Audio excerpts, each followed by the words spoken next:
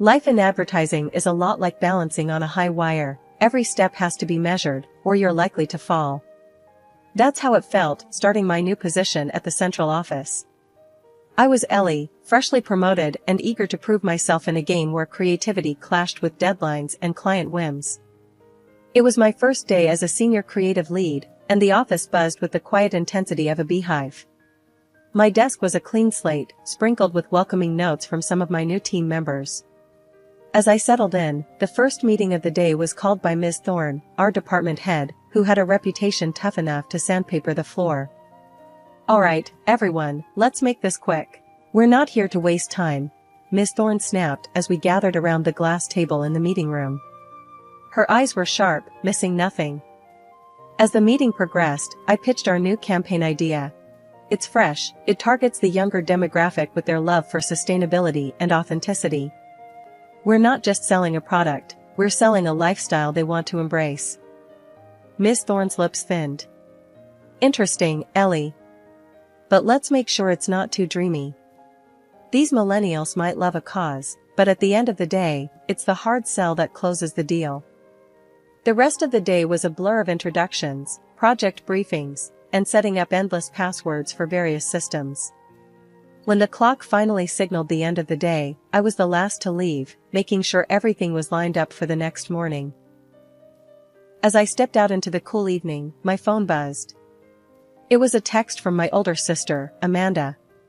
She rarely texted during the week, so seeing her name light up my screen brought a smile to my face. "Hey kiddo, just wanted to send you a little cheer. Mia nailed her choir solo today, and I got it on video. Sending it your way. Miss you." I texted back a string of heart emojis and a promise to call her over the weekend. My sister and I hadn't had the easiest time growing up, especially after our mom took off with her new flavor of the month and left us with our dad. When he passed, it felt like we only had each other against the world. I watched the video of Mia, her voice crystal clear and surprisingly mature for a 12-year-old. She had that spark, something special that made her more than just another kid in a school choir.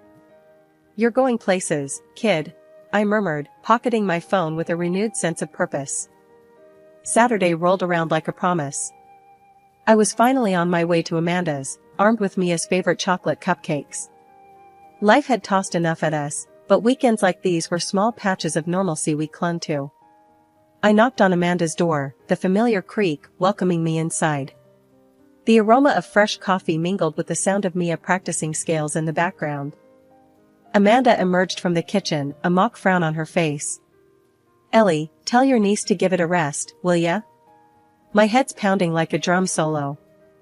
Laughing, I called out, "Mia, take 5. Aunt Ellie's here with the goods." Mia bounded into the room, her excitement bubbling over. "Aunt Ellie, did you watch the video? Did you see me hit that high note?" "I did, superstar. You were fantastic." I ruffled her hair, handing over the cupcakes, which she accepted with a grin. As Mia dashed back to her room, likely to stash the cupcakes away from adult supervision, I turned to Amanda. "How you holding up, sis? You look a bit worn out." Amanda sighed, pouring us coffee. "Work's a beast, Ellie. You know how it is. But it's nothing a good cuppa can't fix." We settled onto the couch, sipping the bitter brew. "Ellie, have you spoken to Mom recently?" Amanda's voice was tentative, almost cautious. Rolling my eyes, I shrugged. "You know I haven't. Not after the last circus. Why? Has she reached out?" "Nah, just the usual postcard from wherever the hell she is now. Maldives, I think. Says she's living her best life or some crap like that." Amanda's tone dripped with disdain. I snorted. "Living her best life, huh? Must be nice, forgetting you have daughters who deal with real life every day." The conversation turned as we discussed Mom's latest escapades, none of which involved her being a responsible parent. It was old news, but it stung anew each time. Changing the subject, Amanda leaned in, lowering her voice even though Mia was out of earshot. "Speaking of real life, I've been thinking about setting up a YouTube channel for Mia. She's got talent, Ellie. Real talent." My interest piqued. That's a solid idea. She's a natural in front of a camera, and Lord knows she's got the pipes. What do you need to get started? Just some basic recording gear. Nothing fancy. I've saved up a bit. Plus, if it takes off, maybe it could help with her college someday. We spent the rest of the afternoon brainstorming for Mia's channel, our voices filled with an excitement that had been missing for too long. It wasn't just about the potential of a YouTube channel, it was about giving Mia something solid, something joyful to hold on to. Driving back to my place, I couldn't shake the feeling of warmth that only a day well spent with loved ones could bring. Despite the chaos of work, this, family, was what mattered. And I was ready to fight for it, come what may. 2 years flew by unnoticed: work, family, and work again. That Tuesday started like any other day at the office, with coffee that was too bitter and emails that were too many. But just before lunch, my world came crashing down with a single phone call. The hospital number flashed on my screen, and a cold sweat broke out across my back as I answered. Hello? Is this Eleanor Jenkins? A stern voice asked on the other end. Yes, speaking. What's wrong? I'm sorry to inform you that your sister, Amanda Jenkins, was brought in today. She had a heart attack at work. She didn't make it, ma'am. I'm very sorry for your loss. The floor might as well have fallen away under me. Thank you, I'll be there as soon as I can. I hung up, my heart pounding in my ears, and my vision blurry. Stumbling to Miss Thorne's office, I barely managed to knock. Miss Thorne looked up, her usual scowl in place. What now, Jenkins? I hope you have a good reason for interrupting. My sister, she died. Heart attack. I need to go to the hospital. I managed to choke out, the words tasting bitter on my tongue. Her eyes narrowed, assessing me like I was a faulty cog in her machine. Jenkins, if you need time off again this month, I can't promise your job will be waiting. I stared at her, my grief turning to anger. My sister just died.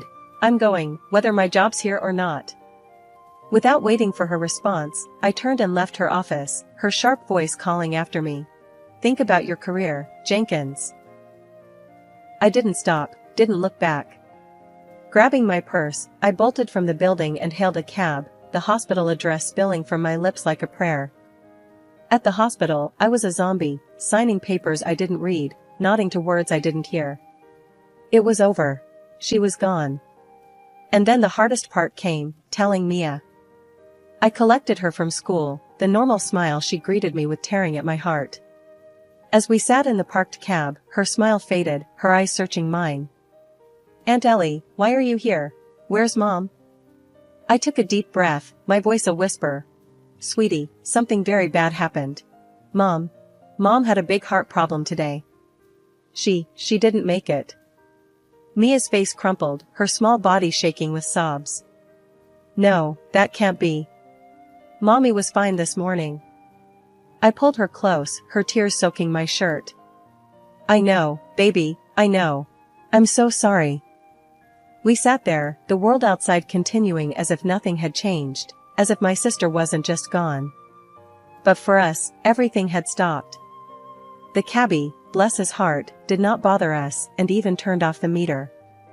Later, we went back to Amanda's house, a place now hollowed by her absence. I tucked Mia into bed, the silence oppressive. That night, I didn't sleep. I sat in the living room, surrounded by reminders of my sister, the weight of my new reality pressing down on me. The next morning, I had to make the call I dreaded most. My fingers were stiff as I dialed our mother's number, the phone heavy in my hand. She picked up on the third ring. Yes? Mom, it's Ellie. Amanda died yesterday. Heart attack. There was a pause, and then, oh, well, I'm on vacation. What do you expect me to do? Her words were like ice. I thought you should know. The funeral will be next week. Another pause. I see. Was there a will? Anything left behind? I clenched my teeth, anger flaring. That's all you have to say? What do you want from me, Eleanor? I have my own life. Yeah, I can see that. Don't worry about the funeral. You won't need to disrupt your precious vacation. I hung up, the phone shaking in my hand. That was it then. I was all Mia had now. And I'd be damned if I let her down like our mother had us. The funeral was last Thursday. It was as simple and quiet as Amanda herself had been. Not many people, just close friends and family, well, minus our mother, who couldn't be bothered to show up. Since then, every day has been a sprint through a maze of legal paperwork for Mia's custody and endless school runs. I've been burning the candle at both ends, trying to keep my job at the agency while being there for Mia. But today, everything caught up with me. Walking into the office, the first thing I noticed was someone else sitting at my desk. My stomach did a flip. She looked up, a faux smile plastered on her face, like she was waiting for this moment. Confused, I marched straight to Ms. Thorne's office. She was expecting me, standing by the door with that look she has, like she knows something you don't. "Ellie, come in. Have a seat." She gestured to the chair across from her desk, with a too sweet tone. I didn't sit. "Why is someone in my seat?" My voice was more of a growl than I intended. Ms. Thorne folded her hands on the desk, her eyes gleaming a bit too brightly. "Ellie, let's not make this harder than it needs to be. Your frequent absences have been problematic. We've made the decision to move forward with someone else in your position." My sister died, Ms. Thorne. I was taking care of my niece. You knew this. My hands were shaking, but I kept my voice steady. "And I am truly sorry for your loss, Ellie, but business is business. We need someone reliable. You're free to collect your things. Best of luck." I stood there, stunned, my ears ringing with her words. Without another word, I turned and left her office. Collecting my things took less than 5 minutes. The new girl at my desk didn't meet my eyes. Walking out of that building felt like leaving a part of my life behind. I hailed a cab, sinking into the seat as the city blurred past. My mind raced. What were Mia and I going to do now? How long could we last on what I had saved? Where to? The driver glanced at me in the rearview mirror. "Just drive for now," I said, pulling out my phone to check my bank app.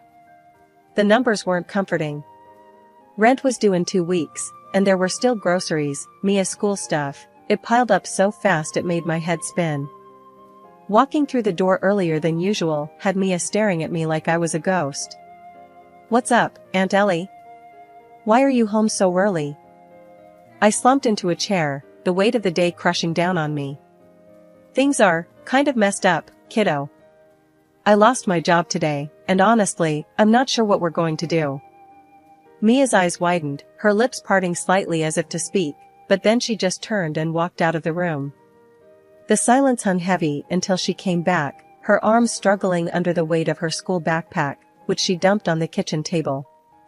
Zipper by zipper, she opened it and out spilled a mountain of dollars. My mouth dropped. "Mia, where the heck did you get all this?" She beamed, pride shining in her eyes. "It's my money, Aunt Ellie. I earned it singing. Mom helped me set up a YouTube channel a couple of years ago. I've been posting videos of my songs." "You what?" I grabbed my laptop, pulling up the internet as she spelled out her channel name. The page loaded, and there it was, hundreds of thousands of subscribers, videos with views ticking into the millions, and comments piled up like treasure.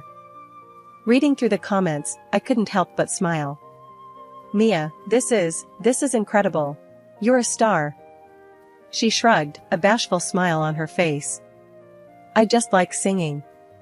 But I thought the money could help, especially now." I pulled her into a hug, my mind racing with possibilities. "Help? Kiddo, you just saved us. But we need to manage this right. Officially, I mean." Over the next few days, I was a whirlwind of activity. I contacted an accountant friend who helped set up a trust for Mia's earnings, and sorted out the tax details. I officially registered myself as her manager to keep everything professional. With the business side tightened up, I dove into the creative. We brainstormed video ideas together, planned out a schedule, and I even reached out to vocal coaches to refine her already impressive skills. Our living room turned into a makeshift studio, where Mia recorded her new songs. I learned quickly, handling the camera and editing videos late into the night. Every upload brought in more subscribers, more views, more revenue. Feeling bold, I used some of the funds to launch a targeted ad campaign on social media. "We're going big, Mia," I told her as I set up the ads. "Let's show everyone what you've got." Mia's next video blew up bigger than we could have imagined. It was a cover of a popular song, her voice adding a depth that the original lacked. Comments poured in, praising her unique style and emotional delivery. As her manager, I kept my eye on the business side, ensuring Mia stayed grounded and focused on her schoolwork too. "We gotta keep things balanced, Mia. School's just as important." A few months later, Mia was invited to perform at a city concert, sharing the stage with local artists who were household names.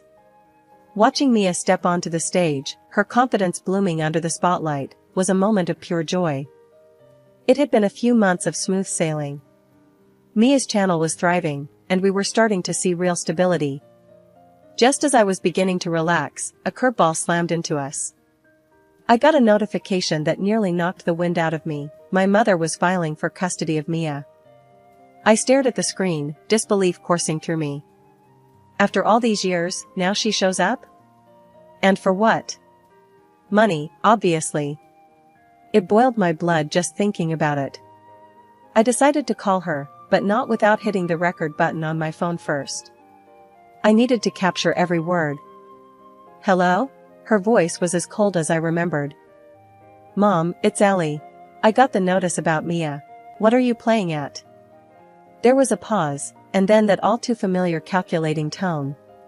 "Ellie, darling, let's not pretend. I know about Mia's little singing career. Seems like she's going to be quite the cash cow, huh?"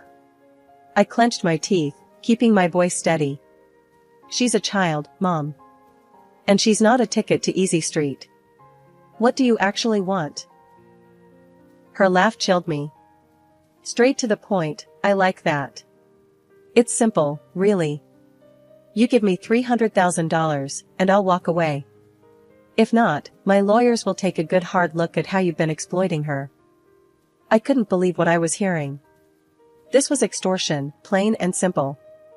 "You won't get a dime from us, Mom. And you won't get Mia either." She laughed again, that terrible sound. "We'll see about that, darling," and then she hung up. The phone call left me reeling, but also crystal clear about what I had to do. I contacted a lawyer, a good one who came highly recommended for family court battles. Sitting down in his office, I laid out everything. "She wants to take Mia away from me, claim I'm exploiting her. It's all about the money for her." I recorded our call. He listened, nodding slightly. "This is good, it's a start. We'll need more, though. Documentation of Mia's career, her schedule, how you manage her earnings. Transparency is our best defense. Everything's been above board. I've kept detailed records and receipts," I reassured him. "Good. And I'll need to talk to Mia, too. She'll likely have to testify about her living conditions and her work." The thought of Mia having to stand up in court made my stomach turn, but I nodded. "I'll prepare her. We'll do whatever it takes." Over the next few weeks, we pulled together everything. Mia's school records, statements from her vocal coach, video logs, financial statements. Mr. Green was thorough, leaving no stone unturned. As the court date loomed, nerves settled in like unwelcome guests. But we were ready. I had to believe that the truth would win out, that the judge would see through my mother's greed. The courtroom was colder than I remembered any place ever being, and the chill wasn't just from the air conditioning. My mother and her new husband sat across from us, looking smug. As the judge called the room to order, my stomach was in knots. My mother was called to the stand first. Her performance was something else, tears, shaky voice, the works. "I just want what's best for Mia. My daughter, Ellie, she's been forcing the child to work all hours, exploiting her for money. It's not a life for a young girl. I want to give her the stable home she deserves." Then it was our turn. My lawyer, Mr. Green, was calm and methodical. He laid out Mia's school records, showing her excellent attendance and grades. He presented logs of her work hours, well within legal limits for a child her age, and financial statements proving that the money from Mia's channel went into a trust solely for her use. As you can see, Your Honor, Mr. Green concluded, all allegations of exploitation are baseless. My client has gone above and beyond to ensure the well-being and proper management of her niece's talents and earnings. He then turned on the recording of the phone call I'd made to my mother. The courtroom was dead silent as her voice filled the space, her demand for money and her threats clear as day. My mother's face went white as a sheet when the recording ended. There was murmuring among the spectators. Mia then took the stand, her small voice steady and clear. I love my Aunt Ellie. She's taken care of me, made me feel safe after Mom passed. I want to stay with her. She's my family. The judge nodded, scribbling some notes. After what felt like an eternity, he finally spoke. Given the evidence presented, it's clear that the best interests of the child would not be served by changing her current living arrangements. The petition for custody by Mrs. Linda Jenkins is hereby denied. The gavel hit with a thud that echoed in the suddenly heavy air. My mother stormed out, her husband trailing behind her, both of their faces twisted in anger and defeat. Mia threw her arms around me, her relief palpable. We did it, Aunt Ellie. I hugged her back, my own relief flooding through me. Yes, we did, kiddo. I told you we would. 2 years have passed since the courthouse drama, and they've been the best years of my life. Mia and we've settled into a comfortable rhythm. She's not just thriving, she's shining, singing at concerts, charming thousands on YouTube, and growing up into someone truly special. One lazy Saturday morning, while we were planning out her next video shoot, Mia looked up from her bowl of cereal with a sparkle in her eyes. Aunt Ellie, you know, I've been thinking about college. I want to study music, really learn about it from the inside out. I smiled, handing her a glass of juice. That's a great idea, kiddo. We've got your college fund all set up. Whatever you want to study, you can. Mia's grin widened. Thanks, Aunt Ellie. You always make things possible. Well, that's my job, isn't it? Keeping our dreams on track. I tousled her hair as she giggled, then the conversation shifted, as it often did these days, to more personal matters. So, how are things with Tom? Mia asked, a mischievous twinkle in her eye. I blushed, a smile creeping up on my face. Actually, pretty amazing. We're getting married, Mia. Her eyes went wide. Seriously? That's awesome. Can I be your bridesmaid? Of course, you goof.